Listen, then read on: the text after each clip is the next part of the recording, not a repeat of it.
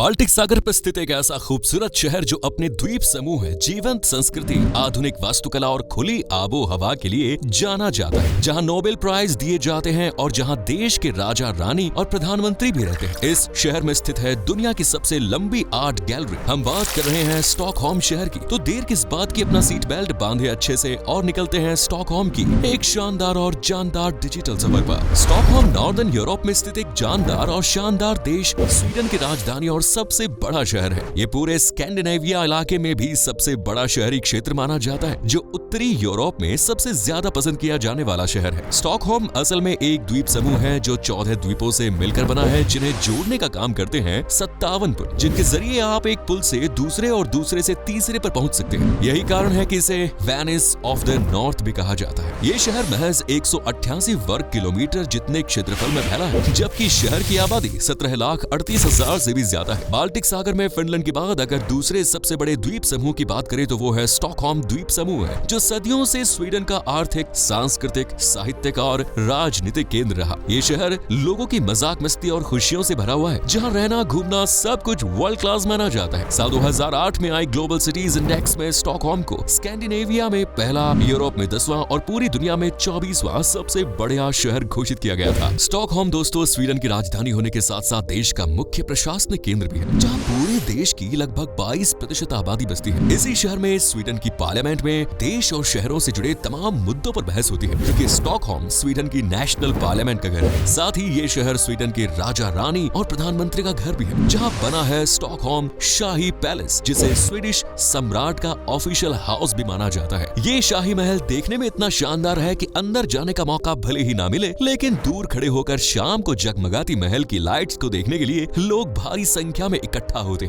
महल में 600 से भी ज्यादा कमरे हैं और ये कुल 11 मंजिला है। वहीं स्टॉकहोम का सागर हाउस स्वीडन के current prime minister Ulf Kristen का आधिकारिक निवास है। यानी स्टॉकहोम फुल्ली वीआईपी कैटेगरी में आने वाला शहर है, जो स्वीडन की नामी ग्रामी हस्तियों की सेवा में लगा है। ये शहर स्वीडन के दक्षिण मध्य पूर्व तट पर स्थित है, जिसका लगभग 30% हिस्सा पानी पर बसा है, जबकि 30% एरिया में आपको हरी भरी वादियां, पार्क, उद्यान, जंगल और खाली स्थान देखने को मिल जाएंगे। वहीं बाकी का एरिया लोगों के रहने और रोजगार चलाने के काम आता है। स्टॉकहोम को स्वीडन के उन शहरों में से एक माना जाता है जिसे प्रकृति ने कंबाइंड वैले लैंडस्केप से डिजाइन किया गया है, यानी यहाँ पठार भी है और दरकते रास्ते भी। यूं तो मेट्रो स्टेशन सिर्फ आवाजाही के लिए ही जाने जाते हैं, लेकिन स्टॉकहोम मेट्रो को दुनिया की सबसे लंबी आर्ट गैलरी माना जाता है। यहाँ 100 में से 90 स्टेशन कलाकृतियों से सजाए गए हैं। इस लिहाज से ये सबसे लंबी भूमिगत आर्ट गैलरी भी बनती है और आज ये दुनिया के सबसे सुंदर मेट्रो स्टेशन में से एक माना जाता है। आपको बता दें कि स्टॉकहोम मेट्रो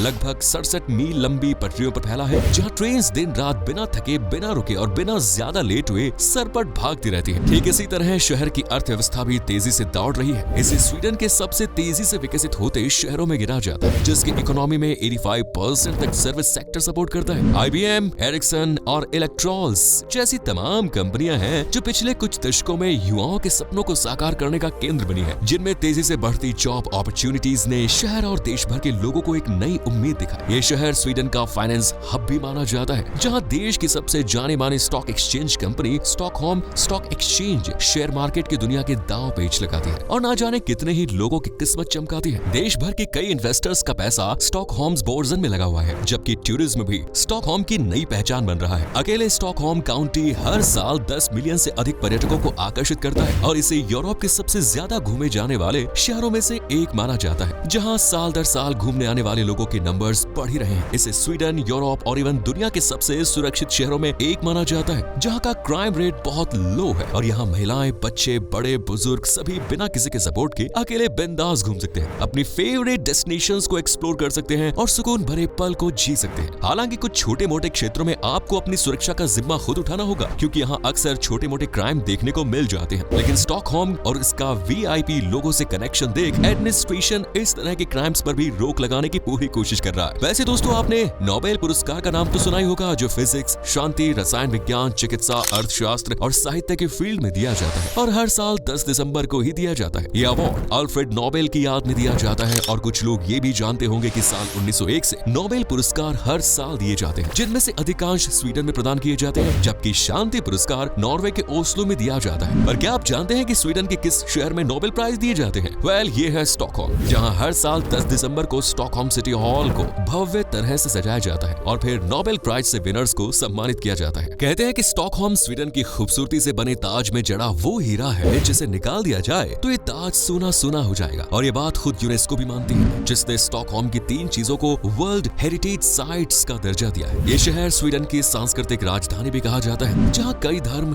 कई मान्यताओं को अपनाने वाले लोग रहते हैं। इसीलिए शहर में हर धर्म और मान्यता से जुड़े तीज त्योहार मनाए जाते हैं, जिनमें सबसे खास है स्टॉकहोम इंटरनेशनल फिल्म फेस्टिवल, जिसमें बड़ी बड़ी हस्तियां हिस्सा लेती हैं। वहीं स्टॉकहोम प्राइड नॉर्दर्न यूरोप का सबसे बड़ा समारोह भी माना जाता है, जिसमें रंगारंग परेड, म्यूजिक इवेंट, पार्टियां और इक्वालिटी को बढ़ावा देने वाले कई कार्यक्रम आयोजित किए जाते हैं और पूरा शहर इस त्योहार का हिस्सा बनता है। स्टॉकहोम कल्चर फेस्टिवल स्वीडन और स्टॉकहोम की सांस्कृतिक पहचान को जानने का, उसे समझने का सबसे अच्छा मौका देता है। इस दौरान नौजवान म्यूजिक नाइट्स का लुत्फ उठाते हैं, जमकर नाचते गाते हैं, शिल्प कार्यशालाओं में अपने हाथ का जादू दिखाते हैं और खूब मस्ती करते हैं। इसी तरह Stockholm jazz festival, Stockholm early music festival, Stockholm marathon और ऐसे कई त्योहार हैं जहां आप शहर के लोगों को मस्ती में डूबते हुए देख सकते हैं। इसीलिए तो इसे संगीत का शहर भी कहते हैं। त्योहारों के अलावा नेशनल हॉलिडे और वीक ऑफ पर भी स्टॉकहोम में नाइट क्लब्स, पब्स, बार्स में जैसे मस्तीखोर लोगों की बाढ़ आ जाती है। पूरे हफ्ते की थकान मिटाने के लिए लोग हाथों में एक एक पैग लेकर रात भर नाचते गाते हैं और पूरी टेंशन भूलकर बस मौज मस्ती में डूब जाते हैं। इस शहर ने कई कवियों, म्यूजिशियंस और महान लोगों को जन्म दिया, जिनमें कवि और musicians Carl Michael Bellman, novelist August Strindberg और हेजलमर सोडरबर्ग जैसी महान हस्तियां शामिल हैं। इसे दुनिया के सबसे पढ़े लिखे, नॉलेजेबल लोगों वाले शहरों में से एक माना जाता है, क्योंकि शहर का लिटरेसी रेट 99% पर जा पहुंचा है। फिर चाहे मेल हो या फीमेल, यहाँ का हर युवा आपको किताबों से खास प्रेम जताता हुआ नजर आ जाएगा। यही कारण है कि यूरोप की तमाम कंट्रीज में स्टॉकहोम के युवाओं को अच्छी पोस्ट और सैलरी पर अपॉइंट किया जाता है। हालांकि इतने पढ़े लिखे होने के बाद भी यहाँ के लोगों के बीच कई अजीबोगरीब बातें, किंवदंतियां और पौराणिक कथाएं फेमस। लोगों का मानना है कि मालारेन झील में एक जलपरी रहती है जो अक्सर झील के किनारे पर दिखाई देती है और मछुआरों के लिए सुंदर सुंदर गीत भी गाती है। ड्रॉटनिंगहोम पैलेस को तो यहाँ का सबसे भूतिया पैलेस भी माना जाता है, जबकि सरकार इसे सबसे ऐतिहासिक स्थलों में से एक के रूप में गिनती है। ड्रॉटनिंगहोम पैलेस से जुड़ी एक नहीं कई भूतिया कहानियां हैं, जिनमें से एक कहानी रानी से जुड़ी हुई है। कहते हैं कि प्राचीन समय में महल में रहने वाली रानी को एक टावर में बंद कर दिया गया था, जहां उनकी मृत्यु हो गई। अब ऐसा माना जाता है कि आज भी उनकी आत्मा इसी महल में भटकती है। शहर के आसपास समुद्री सांप की कहानी को भी खूब हवा दी जाती है, जिसे स्टॉकहोम के निवासी शहर का रक्षक मानते हैं और उनका ये विश्वास है कि यही सांप उन्हें हर खतरे से बचाता भी है। स्टॉकहोम के इतिहास की बात करें तो ये शहर वाइकिंग युग से जुड़ा है। उस रोज ये महज एक छोटा सा गांव हुआ करता था, जहां बहुत ही कम लोग रहते थे और उनका मुख्य व्यवसाय था मछली पकड़ने का, जबकि मिडिल एज में ये एक व्यापारिक केंद्र और स्वीडन की राजधानी बन गया। वहीं 13वीं शताब्दी के अंत तक ये सबसे बड़ा शहर और राजनीतिक केंद्र का दर्जा अपने नाम कर चुका।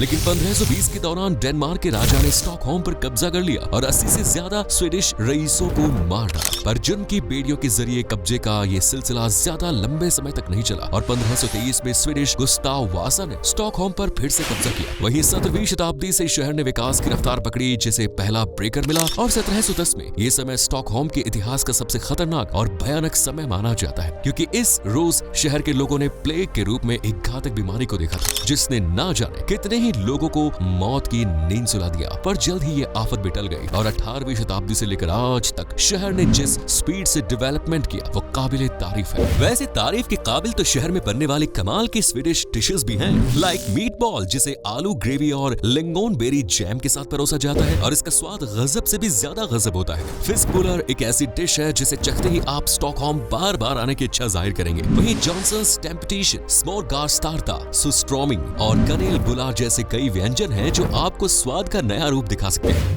वहीं घूमने के लिए स्टॉकहोम में सबसे आकर्षक जगह है सिटी हॉल, जिसकी वास्तुकला देख आपका दिल भी गार्डन गार्डन हो जाएगा। शहर में रीटर होलमैन चर्च एक ऐतिहासिक चर्च है जो स्वीडिश राजघरानों के दफन स्थल के रूप में काम करता है और इसे स्वीडन की सबसे बड़ी और खास चर्च में से एक भी माना जाता है। अब बारी है नोबेल प्राइज म्यूजियम की, जिसमें नोबेल पुरस्कार फाउंडेशन के इतिहास को दिखाया जाता है। कैसल हिल पर मौजूद है ओबेलिस्क, जहां आप शहर और रॉयल पैलेस का शानदार नजारा देख पाएंगे। इसी तरह Gustav Adolf Storg, Saint Jacob church और नेशनल म्यूजियम भी स्टॉकहोम की खासम खास जगहों में शुमार है, जिन्हें एक बार देखना तो बनता है। पर इसके लिए एक आध वर्ड स्वीडिश का सीख लिया जाए तो अच्छा होगा, क्योंकि ये स्वीडन की एकमात्र ऑफिशियल यानी नेशनल भाषा है जो देश के सभी शहरों में चलती है, जिनमें से एक स्टॉकहोम भी है, जहां 80% से ज्यादा लोग स्वीडिश भाषा का यूज करते हैं। इंग्लिश भी यहाँ बोली जाती है पर बहुत कम, इसीलिए शहर की गलियारे गलियारों में आने से पहले स्वीडिश भाषा के कुछ खास शब्द जरूर समझ लीजिए। उम्मीद है वीडियो और स्टॉकहोम दोनों ही आपको पसंद आए होंगे। तो वीडियो को लाइक करें, शेयर करें, चैनल को सब्सक्राइब करें और बेल आइकन को प्रेस करें। मिलते हैं अगली वीडियो में। धन्यवाद।